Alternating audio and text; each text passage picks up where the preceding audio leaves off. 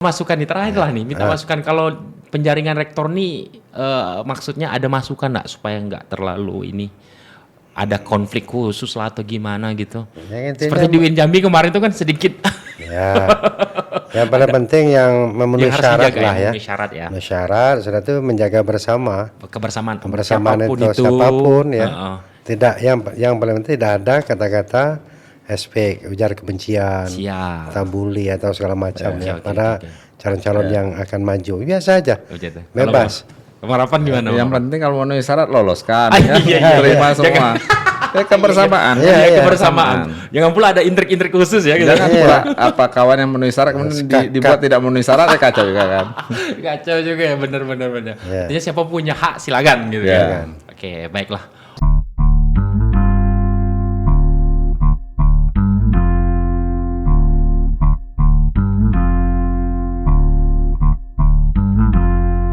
Assalamualaikum warahmatullahi wabarakatuh. Waalaikumsalam warahmatullahi wabarakatuh. Selamat datang kembali di podcast YN Kerinci, kampus progresif menuju puncak ilmu pengetahuan. Nah, di sore hari ini kita sudah berhadapan dengan dua tokoh yang ada di Provinsi Jambi, khususnya di UIN SS Jambi. Di depan saya sudah ada Bapak Profesor Dr. Haji Kaspul Anwar MPD. Beliau adalah dekan dari Fakultas Usuluddin dan Studi Agama. Sehat? Alhamdulillah sehat Bang Prof ya. Saya manggil ini Abang nih karena senior nih. Iya. Oke Bang, perjalanan ke Rinci udah berapa hari Bang? Ini sampai hampir 1 minggu ini. Satu minggu. Kebetulan beliau juga menjadi Dewan Hakim ya. MTQ, Alhamdulillah. Udah langganan tiap tahun nih Bang. Ya, alhamdulillah. Hampir 12 tahun. 12 tahun. 2011. Senior ini nih untuk di MTQ. Baiknya di sampingnya ada ini cenderung masih muda nih.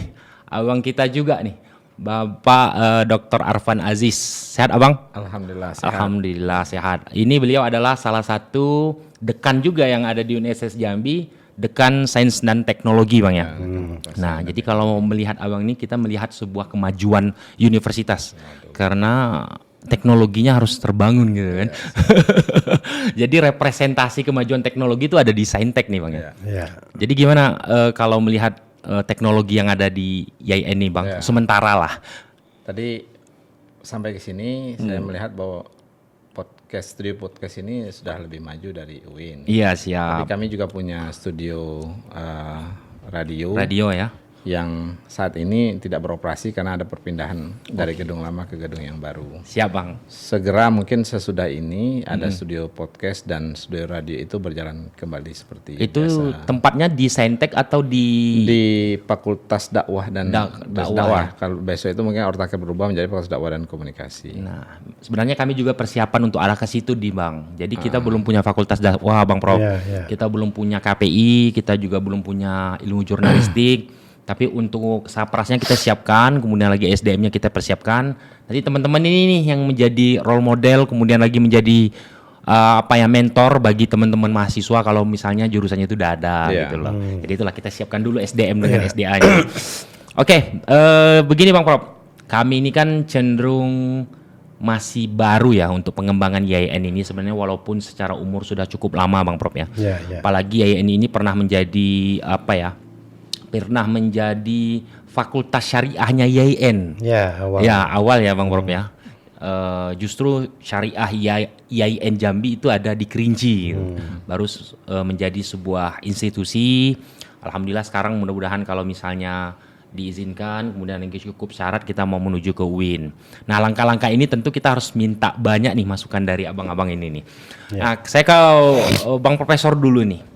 Sebelumnya kan Abang nih pernah jadi dekan Fakultas Tarbiyah Bang ya? Itu zaman saya kuliah nih Bang. FTK ya. FTIK, Fakultas Tarbiyah. Nah sekarang sudah menjadi dekan Fakultas Usuluddin.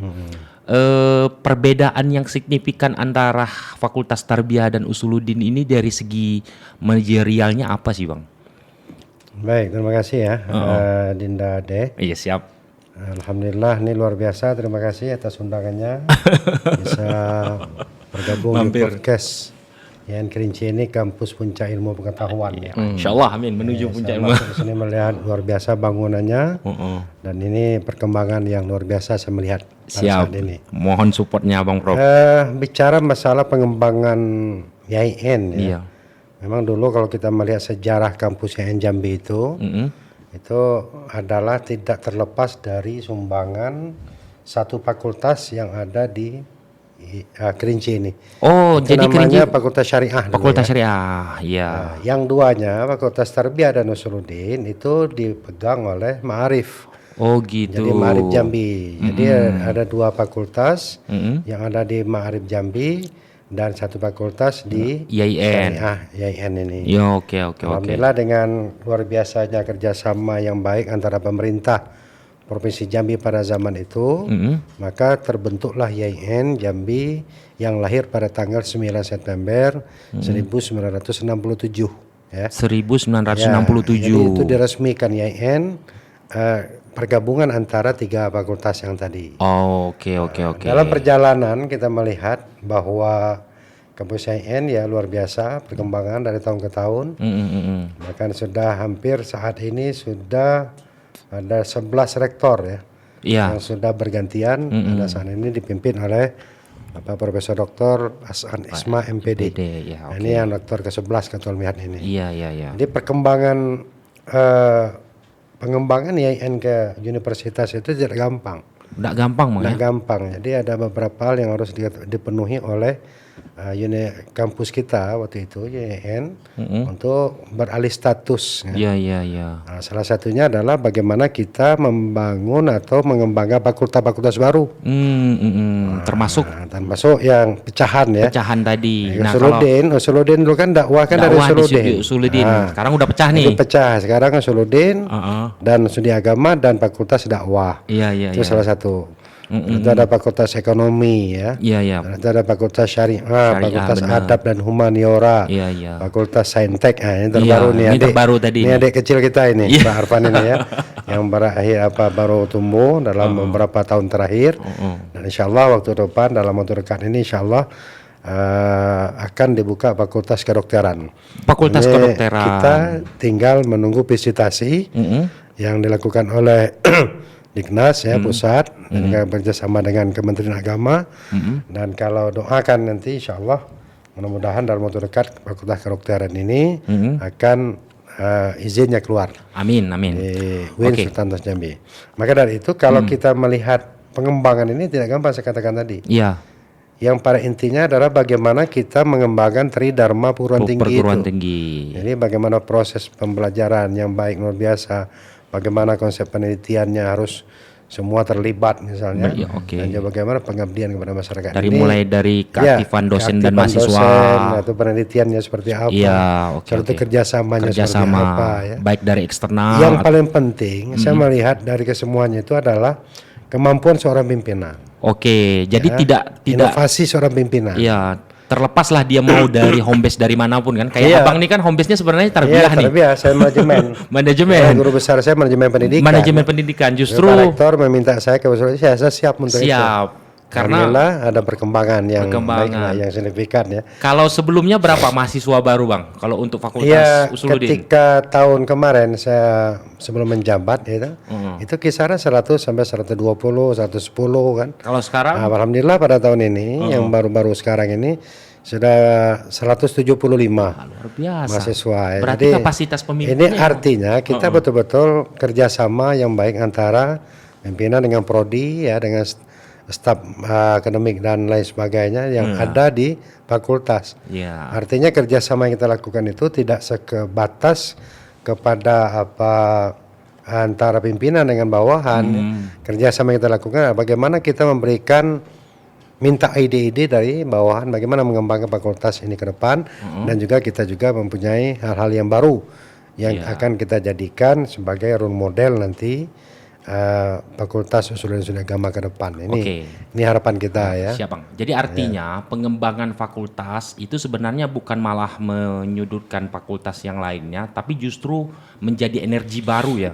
Iya. Alhamdulillah. Kekuatan baru untuk merekrut mahasiswa. Jadi ada banyak ragam pilihan nih untuk teman-teman mahasiswa baru gitu ya. Iya. Jadi dulu Fakultas Usuluddin dengan dakwah itu disatukan. Di mana di situ ada ilmu jurnalistik, kemudian lagi ada KPI. Nah, itu kan sebenarnya sudah di fakultas dakwah ya. Di Usuluddin ada 5 prodi, di dakwah ada 4 prodi. Ada 4 prodi. Jadi berkembang jadi 9 prodi ya. 9 prodi. Oke. Ini yang luar biasa. Nah, Bang Arfan nih.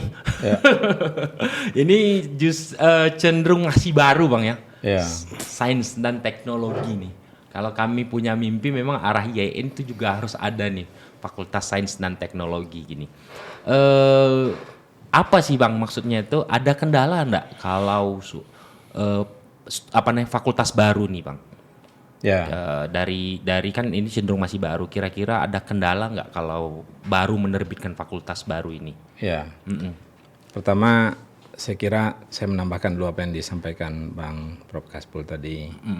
Jadi transformasi dari IAIN ke UIN itu dia dulu kan bergantung pada situasi sosial di lokal maupun nasional. Iya benar. Dulu saya ingat di zaman mahasiswa tahun 2001 itu sudah ada wider mandat. Waktu itu almarhum Dr. Haris menjadi ketuanya waktu itu, tapi tidak juga menjadi UIN. Kenapa? Karena situasi nasionalnya belum menguntungkan waktu itu. Iya. Di tahun 2017 kemarin, nah ketika Ketua Dewan Hakim sekarang ini Pak Profesor Dr. Hadri menjadi rektor, beliau menginisiasi satu tim untuk membuat transformasi dari IAIN menjadi UIN itu, kemudian itu berhasil. Iya. Kenapa? Karena mungkin doanya juga lebih kuat kan. Doanya lebih kuat. Karena zaman saya kuliah tuh Bang sudah didongkrak tuh. Ya. Ayo masuk IAIN Jambi menuju UIN gitu kan. Nah itu tidak zaman Ade saja, dari zaman saya. Dari zaman nama kuliah juga sama ya. Tahun 2001 2022 itu sudah ada wacana mau dari IAIN menuju UIN. Sudah muncul ya. Nah, tapi kan momentum belum ada waktu itu. Iya, di 2017 baru ketemu momentumnya dan kemudian menjadi UIN alhamdulillah. Nah, UIN itu kemudian berkonsekuensi ada pengembangan fakultas. Fakultas ya betul. Dari Usuluddin tadi menjadi dakwah, kemudian harus dibangun fakultas umum yang baru dari fakultas syariah juga menjadi PEBI kan waktu itu, Fakultas Ekonomi Bisnis Islam. Nah, Saintek ini lahir tahun 2000. Oh, Saintek tahun 2000. Tahun 2000. Jadi 2017 ke 2000 ada 2 tahun lebih dikit itu untuk maksudnya. 2020 maksudnya 2020 untuk lahir 3 prodi pertama di Saintek. Oh, oke. Memang kan kalau membaca situasi waktu itu di Jambi itu minat orang terhadap sains murni seperti kimia, fisika, biologi itu kan agak rendah. Nah, mungkin di banyak tempat saya kira juga itu terjadi. Terjadi benar. Tapi ada tren juga di situasi sosial di kita itu bahwa sains informasi, sistem informatika itu menjadi minat tersendiri kan? Benar Bang. Nah, maka yang memperkaya sekarang di Fakultas Saintek itu yang paling banyak mahasiswa adalah di fakultas di prodi sistem informasi. Sistem informasi benar. Ya.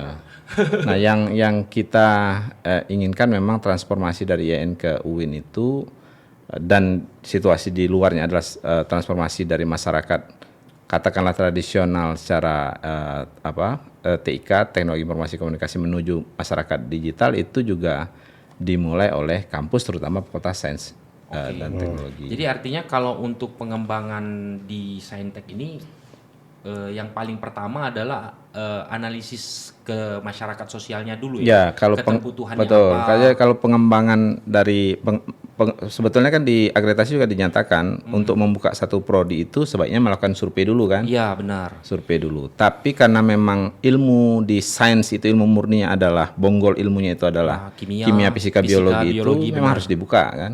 Berarti itu secara wajib harus dibuka berarti? Iya. Jadi kalau misalnya mau seberapa pun mahasiswanya tetap harus dibuka. Karena Indo ilmu itu kan, Indo ilmu itu. Contoh kami ini juga cenderung masih sangat sedikit Bang yang minat ke langkah ke kimia, fisika, Bang benar itu. Tapi justru ini menjadi hal yang wajib ya untuk arah ke Saintek. Iya, kalau ngomong sains Indo ilmunya kan di situ. Iya, kecuali teknologi tadi sistem informasi kan. Sistem informasi. Nah, saya kira kalau membaca tren sekarang itu sudah berkembang lagi, ada digital marketing misalnya, ada prodi di digital marketing misalnya, atau kalau ilmu sosial sudah digital sosial digital benar. Nah, artinya yang kayak biologi murni, fisika murni, kimia murni ini kan secara tahun itu kan sedikit menurun nih Bang Prof ya. Ini menjadi masalah khusus nggak kira-kira di program atau fakultas Saintek ini? Ya, sebetulnya masalah itu ada dihadapi banyak tempat sebetulnya tadi kan. Ya, benar. Nah, di pemerintah kan kemudian menghadapkan jurusan-jurusan murni ini, prodi-prodi murni ini dengan dunia industri langsung. Maka kurikulum Merdeka bilang ada DUDI itu, dunia usaha, dunia industri. Jadi kalau mau belajar langsung ke dunia usaha, ke dunia industri. Nah itu juga yang kita coba inisiasi untuk bertemu dengan banyak pihak, terutama korporasi-korporasi. Karena saluran pekerjaan kan itu yang sebetulnya dipikirkan oleh banyak mahasiswa dan orang tuanya itu, bahwa setelah kuliah di kimia, kuliah di biologi, kuliah di fisika ini mau kemana gitu kan.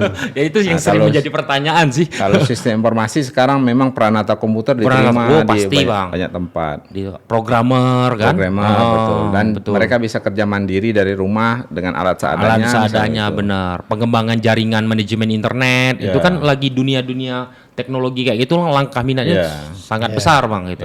Kalau punya aplikasi, memahami satu aplikasi kemudian membuat animasi misalnya menjual animasi itu harganya sudah puluhan ratusan juta. Benar, Bang. Saya kira di situ kemudian membuat sistem informasi lebih banyak, yang sains tadi itu kurang. Tapi walaupun begitu, kan tetap juga harus ini disampaikan kepada masyarakat. Iya. Maka setiap tahun ada sosialisasi. Sosialisasi konvensional dilakukan door to door ke madrasah, ke SMA.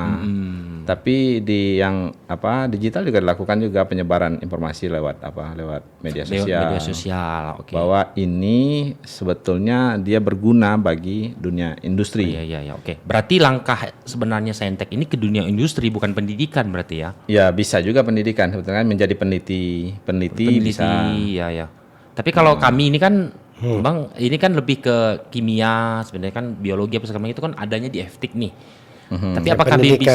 Kalau FTIK itu pendidikan. Pendidikan ya. Kalau di Saintek memang sains murni dia. Itu bedanya. Gitu. Tapi sebelum jadi Saintek, apakah pemecahannya itu dari FTIK kan dulu kan FTIK ada tadris tuh.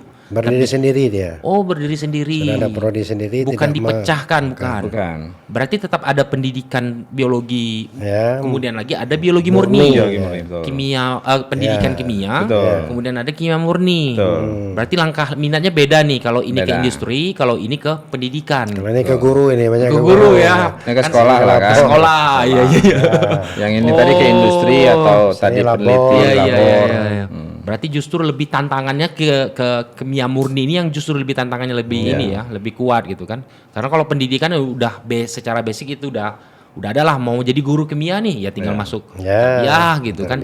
Justru kalau pendidikan kimia, pendidikan biologi, fisika sekarang ini justru outputnya jelas nih.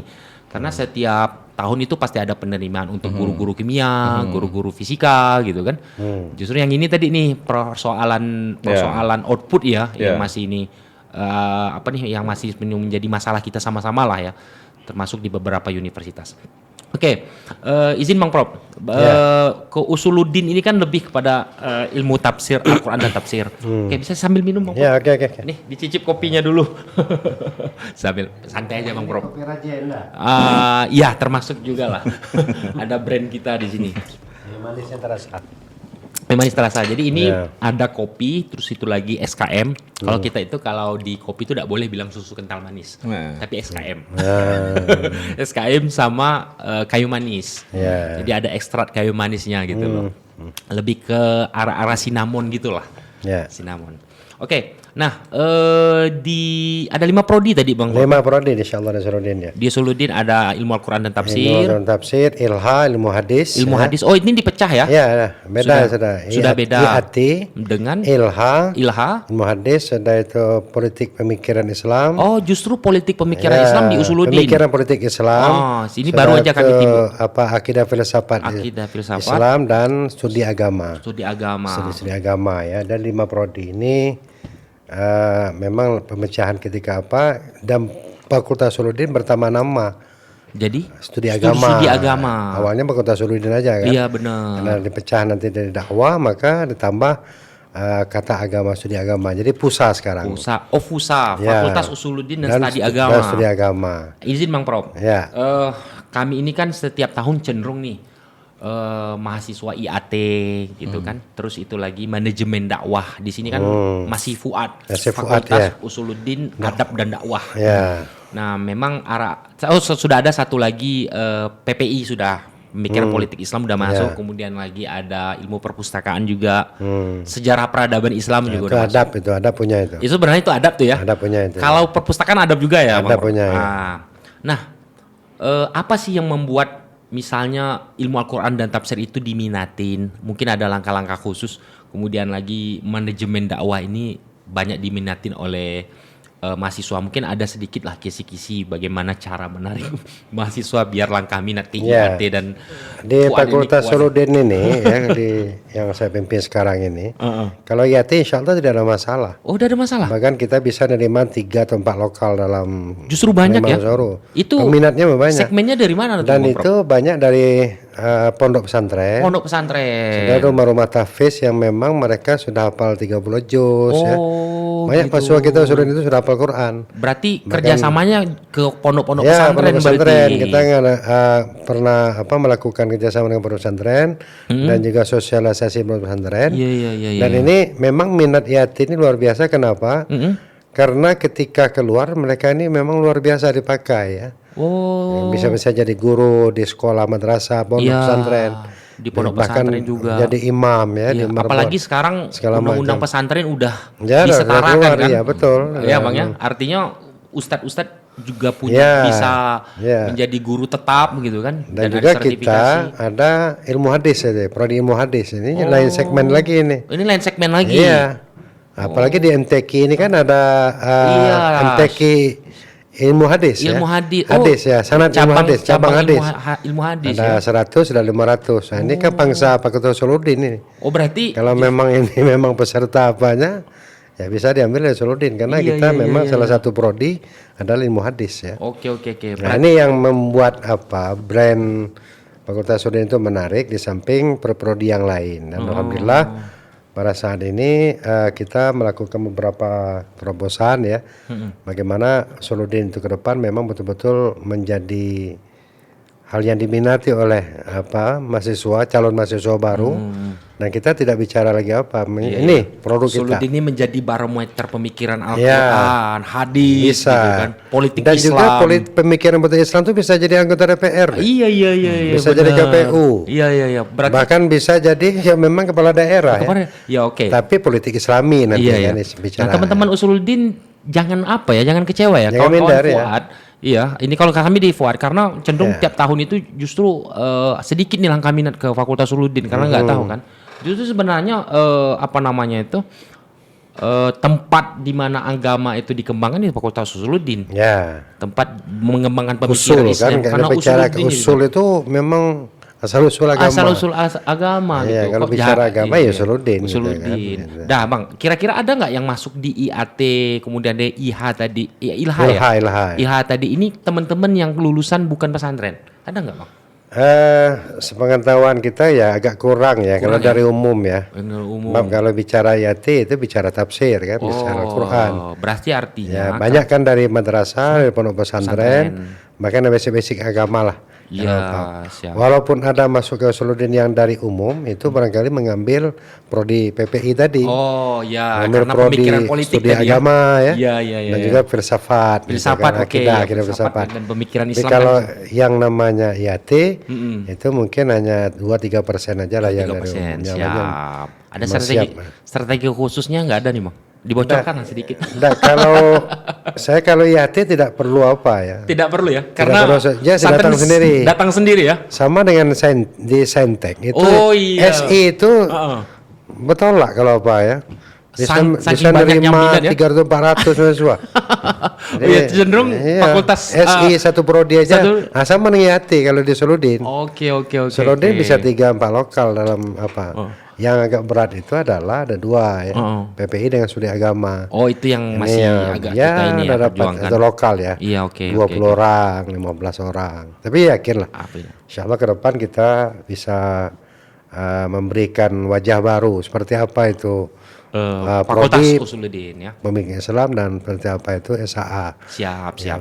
Oke, Bang Arfan nih Bang. tahun ini ya, habis penerimaan berapa mahasiswa barunya Bang? Yang tercatat sampai kemarin itu gelombang kedua, kan kami sampai 3 gelombang. Mandiri itu ada 3 gelombang. Kedua itu sudah 349 orang. Yang paling banyak SI tadi? Paling banyak SI. Sistem informatika Sistem ini informasi, ya. Kalau misalnya di survei, ini kan langkah minatnya kan mungkin ada survei juga. Kenapa Bang yang paling diminati itu sistem informatika? Jadi saya tengok ya ini kan yang masuk ini tamat SMA. Iya. Mereka ini digital native. Mereka ini yang orang dari lahir itu sudah ketemu internet, ketemu HP kan. Generasi Z lah ya. Ya, Gen Z. Ya. Iya. Gen Z. Nah, jadi ketika ada wacana, ada program studi yang bilang bahwa masa depan kalian itu ada di sini di dunia digital. Nah, ini ruang-ruang kerja itu kan kampanye kan kencang tuh. Iya. Bahwa akan banyak pekerjaan itu hilang, banyak pekerjaan baru diganti dengan digital katanya. Digital, maka tentu mereka harus ambil ini kan. Ambil ini kira-kira gitulah. Oh gitu. Nah, untuk akreditasinya sendiri masih sudah akreditasi Bang? Sudah baik. Sudah baik ya. Oke. Berapa kemarin mahasiswa barunya SI ini Bang? Mahasiswa baru yang tercatat total itu kita 349 tadi itu. Tapi banyak ya. Nah, selain SI apa Bang yang langkah minat di Saintek? Agak banyak itu arsitektur. Arsitektur. Kami ada arsitektur, ada statistika. Geografi? Sains informasi geografi. Wah. Bang, untuk pengembangan prodi di Saintek ini kira-kira selain survei ini gitu kan. Ada kiat khusus enggak biar bisa jebol? Saintek ini di bawah Kemendikbud kan Bang? Di bawah Kemendikbud. Nah, biar kiat khusus bisa jebol di Kemendikbud ini gimana Bang? Ya kalau dulu sepengurusannya saya tidak persis tahu ya. Di waktu itu Pak Iskandar. Kan. Tapi saya kira yang terpenting itu adalah komunikasi dan seluruh persyaratan untuk fakultas itu kan dibuat. Misalnya persyaratan minimal lah, misalnya 5 dosen per prodi misalnya. Iya, oke. Kemudian hasil survei tadi juga kan. Karena prasyarat untuk prodi ini harus survei dulu ya. Iya. Oke. Izin Bang, kami bicara soal IAIN nih. IAIN kan baru 4 fakultas nih. Kemudian lagi di Fakultas Tarbiyah dan Ilmu Keguruan ini kan ada beberapa dosen itu yang biologi murni, kemudian lagi fisika murni, dan kimia murni ini ada nih gitu kan. Nah, ini bisa nggak menjadi satu satu jalan nih untuk membuat satu fakultas Saintek dengan bermodalkan teman-teman dosen yang ada di murni ini tadi gitu loh. Ya, sangat mungkin kan karena memang kalau misalnya biologi memang harus ada dosen biologi 5 orang misalnya gitu. Iya. Latar belakang pendidikan biologi. Walaupun pertama-tama waktu mengurus izin operasional prodi itu tentu tidak harus 5-5-nya murni. Tapi ketika akreditasi kan itu penting bahwa ditanya asesor ini dosen biologinya berapa orang misalnya begitu kan. Iya. Ya, karena itu penting ada 5 orang dosen biologi itu. Walaupun pengajuan misalnya kita bisa tambah aja 2 orang dari ilmu yang lain, 3 orang biologi atau 2 orang biologi. Bahkan arsitektur juga kami waktu mengajukan itu hanya punya 1 orang dosen arsitektur. Beberapa orang itu adalah orang-orang yang direncanakan menjadi dosen arsitektur. Oh, yang direncanakan menjadi dosen arsitektur ini bisa jadi kawan-kawan dari DLB juga gitu ya? DLB. Atau yang sudah punya NUP tadi ya? Sekarang NUP kan belakangan ini aja kan? Iya, belakangan pengurusan itu pengurusan NUP itu tidak terlalu diwajibkan. Iya. Jadi mereka sudah mengajar sebagai DLB, tapi mereka bekerja tetap misalnya di instansi pemerintah. Kita pinjam ijazahnya untuk mengurus pembukaan prodi. Oke. Artinya IAIN punya potensi berarti karena sudah ada ini Bang. Lulusan manajemen informatika kita punya, sistem informatika juga kita punya gitu kan. Ya minimal kalau satu fakultas, kira-kira satu fakultas untuk 3 prodi aja udah cukup enggak Bang? Sudah cukup. Cukup ya. Kalau minimal berapa? Syarat pendidikan satu fakultas. Ya 3 prodi. 3 prodi ya? Kayaknya kalau 3 prodi cukup lah. Kimia. Soalnya Tarbiyah kan PAI, MPI, Bahasa Arab sudah cukup. Udah cukup. Nah, kalau yang syarat awal ya. Berarti kalau di UIN Tadris tetap Bang ya?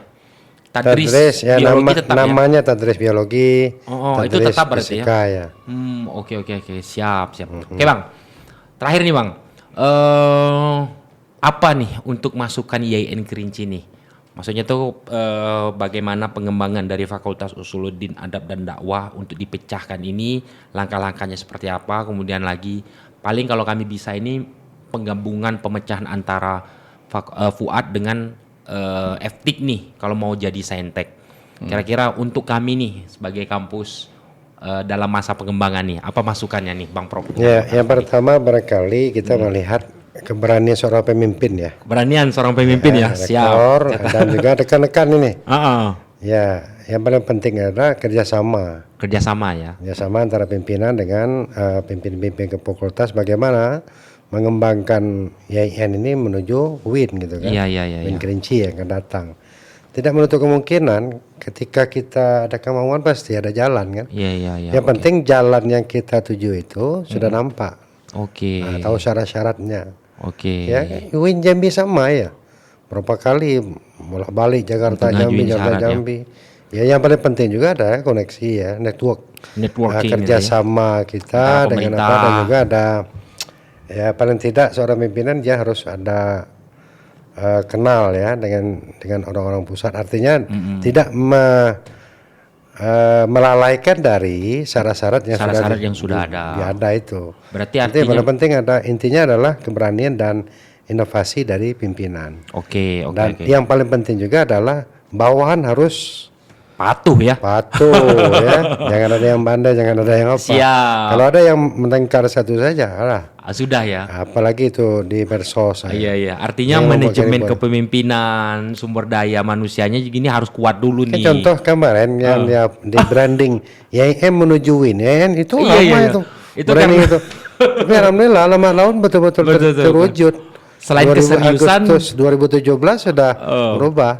Ternyata menjadi UIN itu tidak hanya modal serius ya, tapi juga modal komitmen kepatuhannya juga penting ya. Kesatuan misi, kesatuan visi gitu ya. Dan kerja keras ya. Kerja keras semua. Level dari mulai pimpinan sampai kepada level bawah.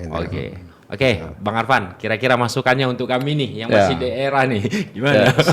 Saya kan kuliah di IAIN, kemudian sekarang bekerja di IAIN yang sudah menjadi UIN.